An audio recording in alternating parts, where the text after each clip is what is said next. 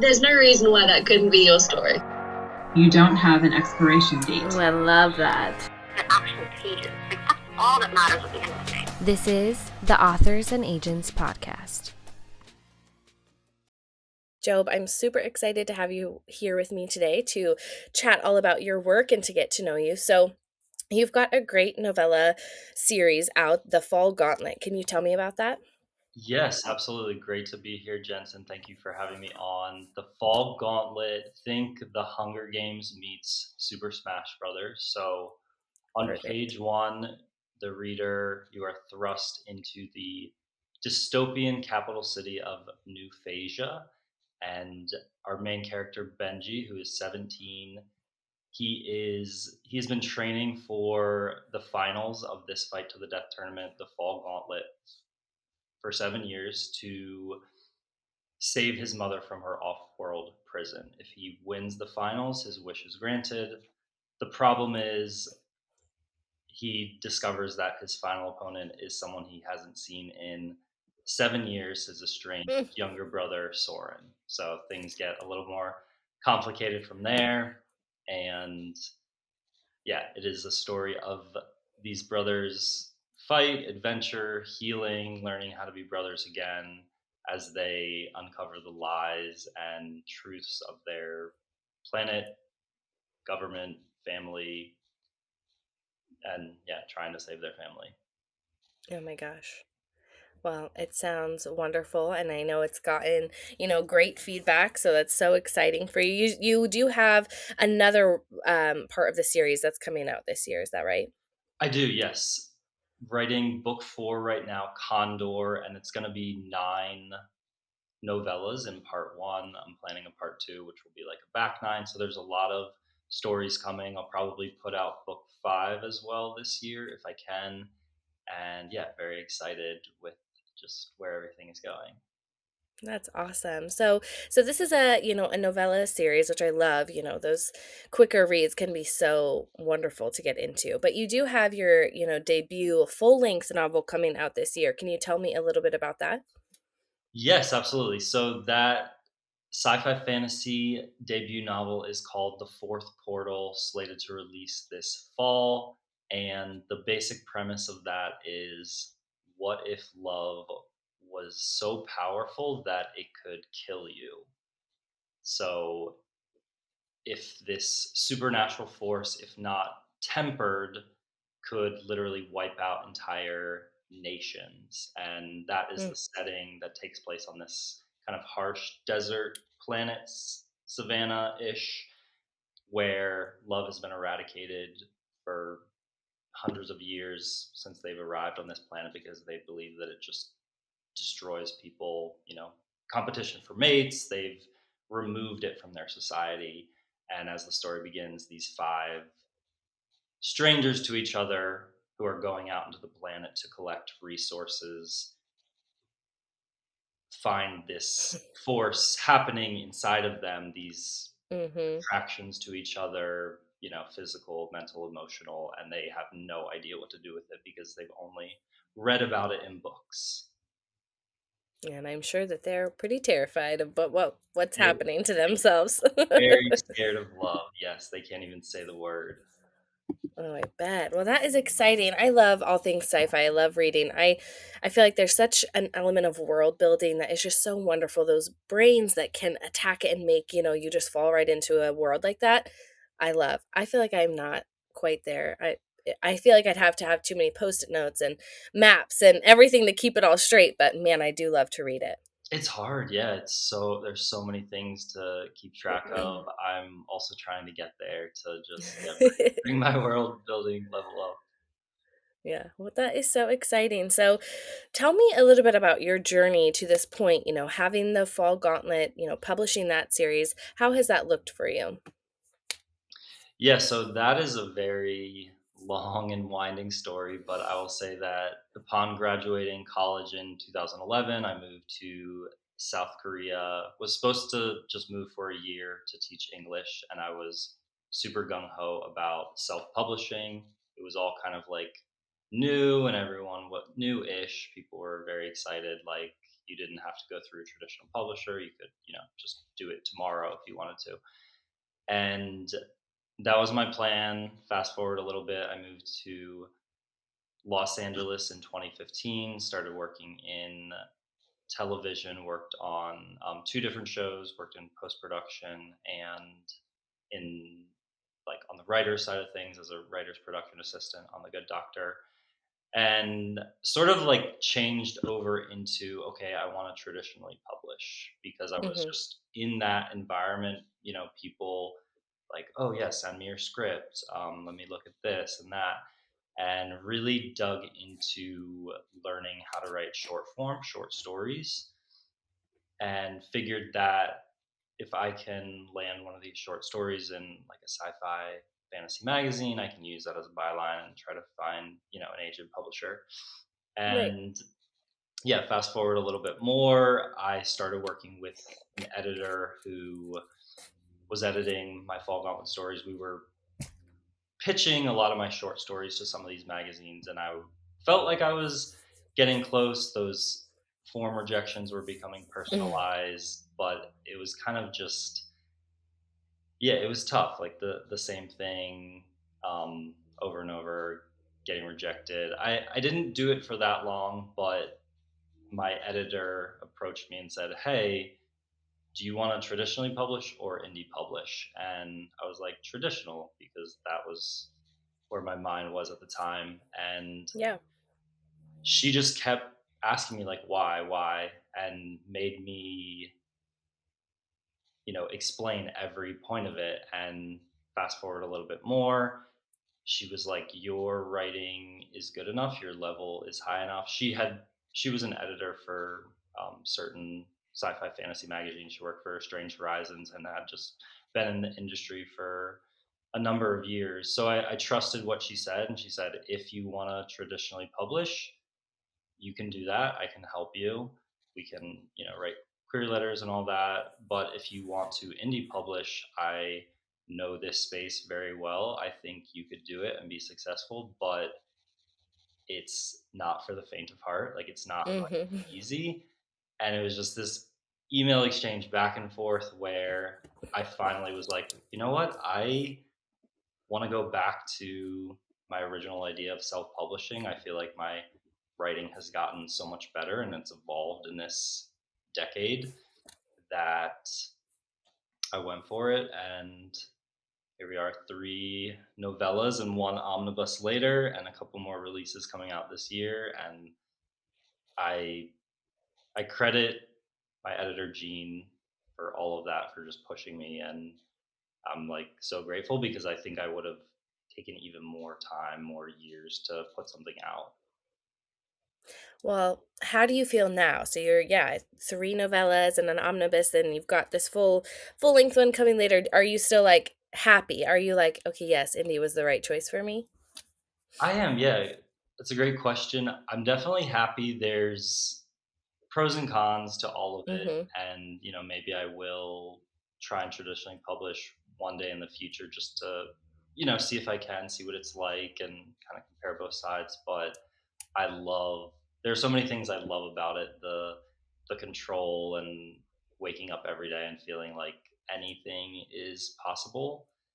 Yeah.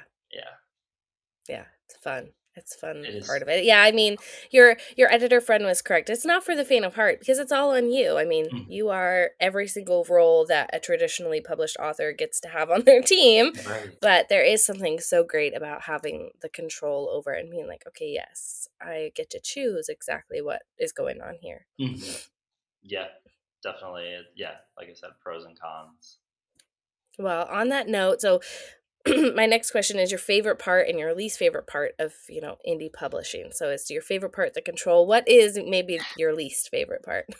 Definitely the control and possibilities is favorite, and then least favorite part is probably what you mentioned there, of not having this team of like, I mean, yeah, you have Yeah, to find your own editor and proofreader and formatter and all these things that are very time consuming.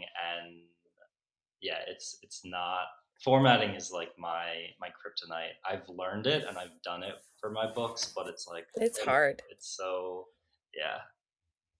It is Yeah, hard.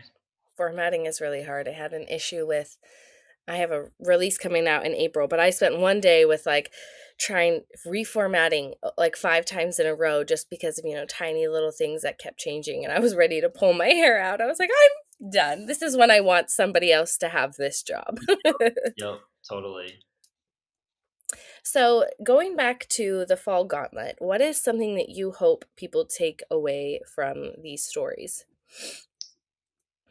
I hope that people read these stories, and because a lot of it is about like truth and lies and what is the government or the state or the church telling you. And I hope that people would read it and kind of question their own biases and prejudices and read it like I maybe shouldn't believe everything I think. Like whatever the media or the TV is telling me, I Hmm. want people to like be very curious and ask questions, because even today, like, we have the writers of history books are usually like, the winner, or they're on one side of it, but there's so many other sides of it. And Yeah. that's something I really like to get into with my sci-fi and fantasy, that there are a lot of other stories that have been buried and erased.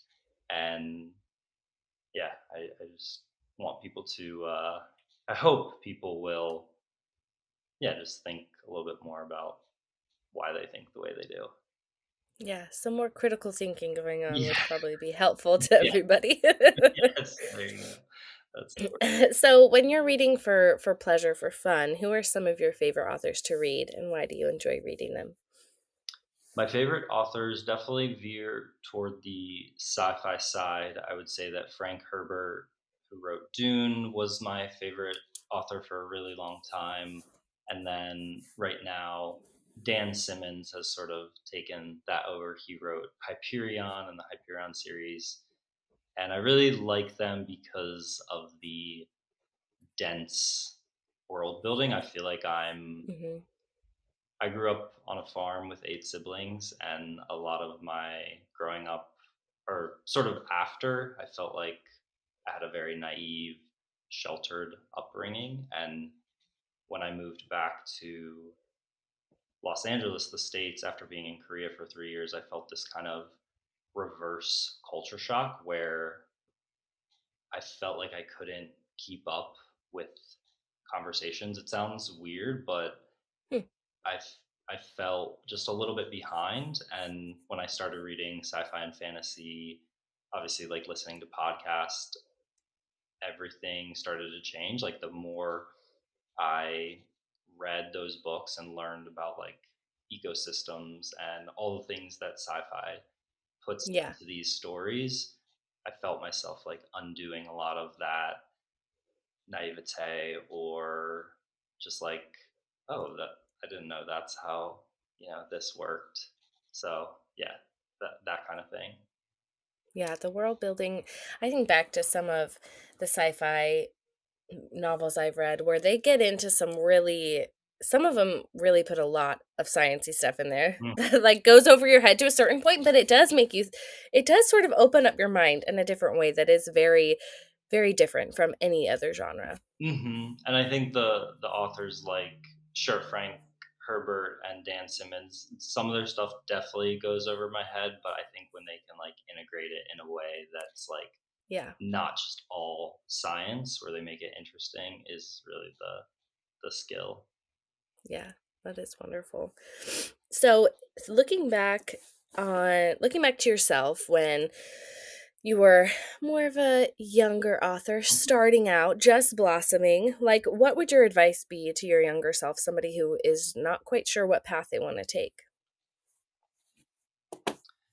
My advice to my younger self would be twofold. The first part is, don't compare yourself to other people. Get in the habit of not, because social media can do that. You get on and you see everything's like a number and you're measured by all of that. To realize that you have your own unique skill and voice and something that no one else in the world can do, and to just lean into what that is for you, whether that's like writing a specific genre or character. Like just own that and write the stories that you love to write and that you know your readers will also like, would be my Yeah. advice to my younger self. That is great advice because the comparison game will get you every time. It will never make you feel good. I feel like there's always going to be somebody out there who's bigger and better. Yeah, Hmm. don't compare. It's hard in today's, time, but it is great advice. Yeah, definitely. So, my next question is a two-parter. So, what is the thing you enjoy most about the actual act of writing itself? And then what is the most challenging thing for you? Hmm. The thing I enjoy most about the act of writing is just writing. Like I get so much joy out of writing a new story and creating a world and characters. Granted, it can be very like tough to push through that and to start just like building something out of nothing, but Yeah. I always forget how much joy it brings me if I haven't been writing for like a couple weeks and then I write again. I'm like, it just changes like my entire biochemistry. And I guess that's a sign that, yeah, this is probably a good path for me. But least favorite of writing, I guess. I mean, I feel like it's all the other stuff, like the marketing and formatting, but technically that's not really writing. Um, Do you prefer like drafting over editing? Like what is your oh yeah, preference? yeah, good question. I think I prefer editing over Mm, drafting. I think drafting and outlining can be tough because yeah, it does change as I start to write. Editing, I feel like the story is a little bit more in yeah, place, ironed out. So yeah, definitely editing. How about you? yeah. I don't know. I find drafting to be more fun because there's a mystery in it. Like if Mhm. I'm not a pantser anymore. I definitely was when I first started, like really writing novels. And now I'm sort of like a spotlight plotter or whatever the term is, where like the major points, but everything else you get to fill in. Mhm. Because if I know exactly what's going to happen, it's sort of just like boring, and I'm like, I don't even want to write it because I know what's going to happen. So I find more like joy in drafting, but then once I'm in editing and I can see it coming together, I am like, oh my gosh, this is so exciting. But also because I'm almost done. I'm like, okay, now I get to just change the little things and move on. Yep. So I don't know. I find there's good and bads to both stages. Right. Yeah. Getting closer to the finished product is definitely exciting. It is exciting. So you are obviously really a lover of sci-fi, which and is the best. But if you were to genre hop, write something totally different, what is a genre you'd love to try? Oh, I love this question.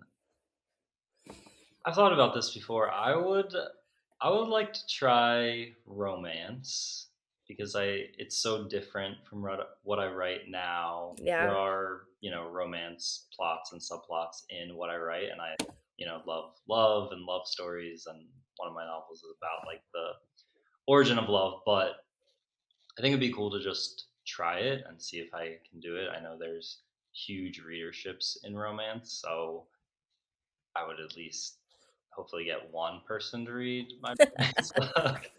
You would. Maybe.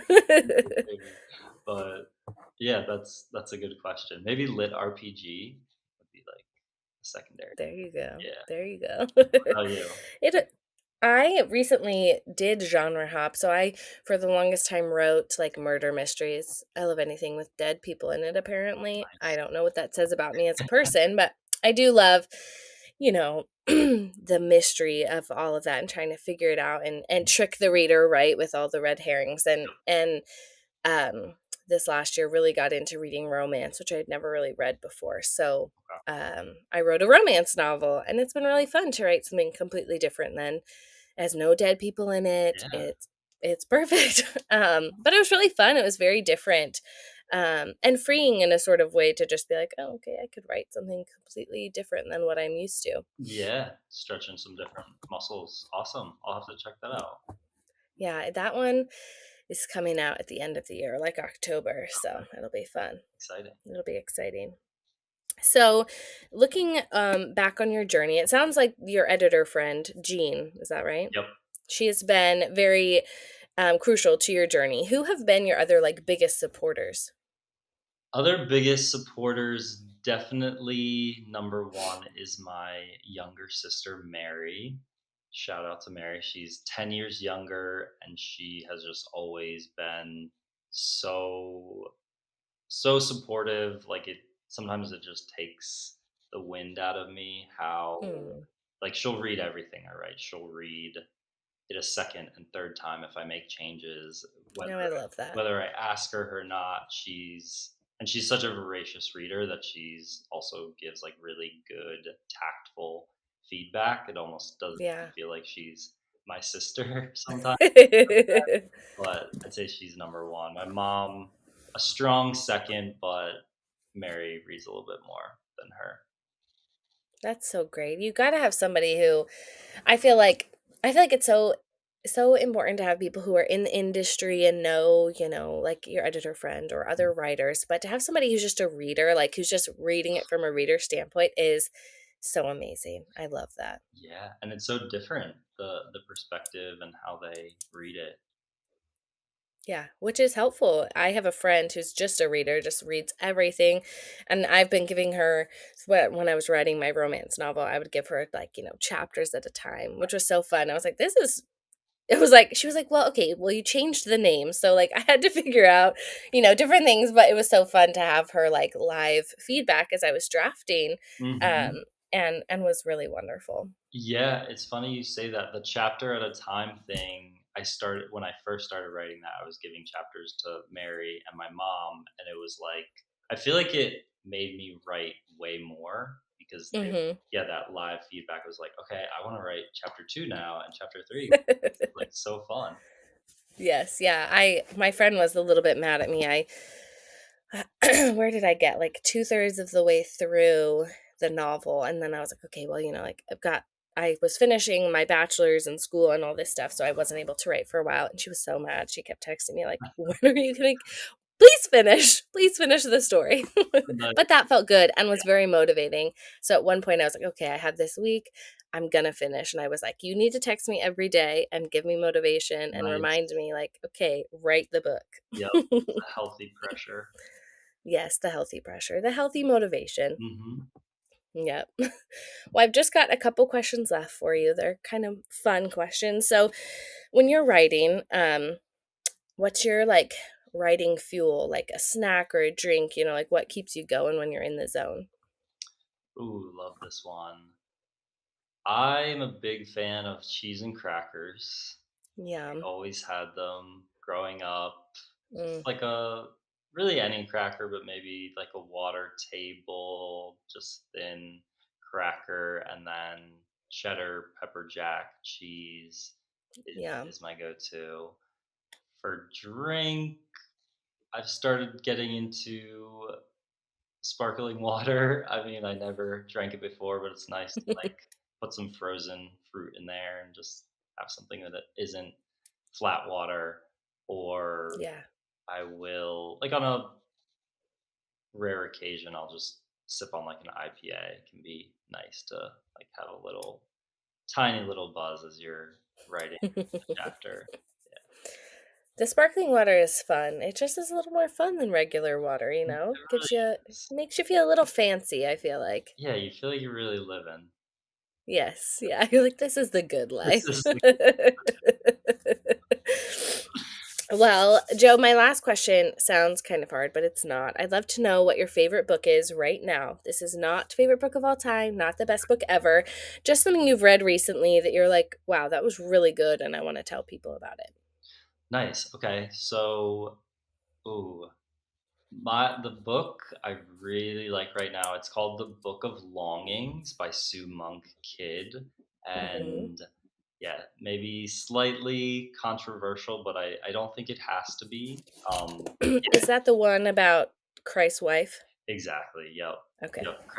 Christ's wife, Anna, from her perspective, and yeah, you'll read reviews where it's like, yeah, this is a fictional wife of Jesus, but the author kind of admits that, but she had just this strong feeling, and she studied like religion and went to school for it, Hmm. and she said, I just had this really strong feeling that what if, like, what would it look like if Jesus did have a wife? Because back then it was so common that it wasn't even worth mentioning.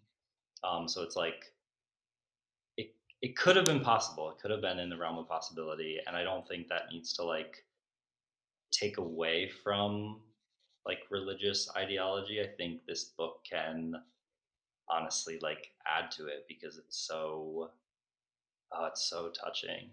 Like, if It was a religious or non-religious can enjoy this book. Yeah. It was an interesting story to read. It was definitely like to think about who she could have been and what Mhm. she would have gone through was yeah, it was a lot. I remember like needing to decompress a little bit afterwards too.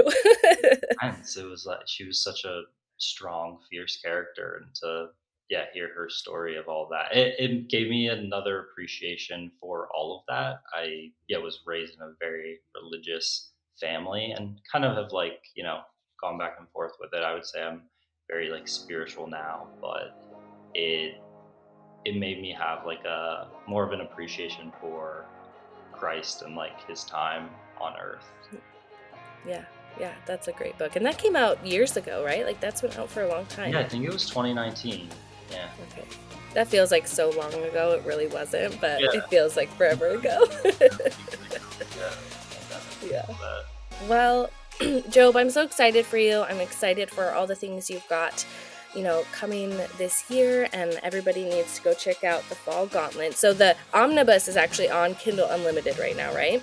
it is, yes. This is actually, yeah. I think it has like 3 more weeks in KU, Okay. and then I probably will take it out. But yes, Okay, so I know. by the time this airs, it won't be on Kindle Unlimited anymore, but we'll see. Maybe you'll put it back on there and it'll be, people can and check it out. And then the fourth portal, we'll keep looking for more information on that. Super excited.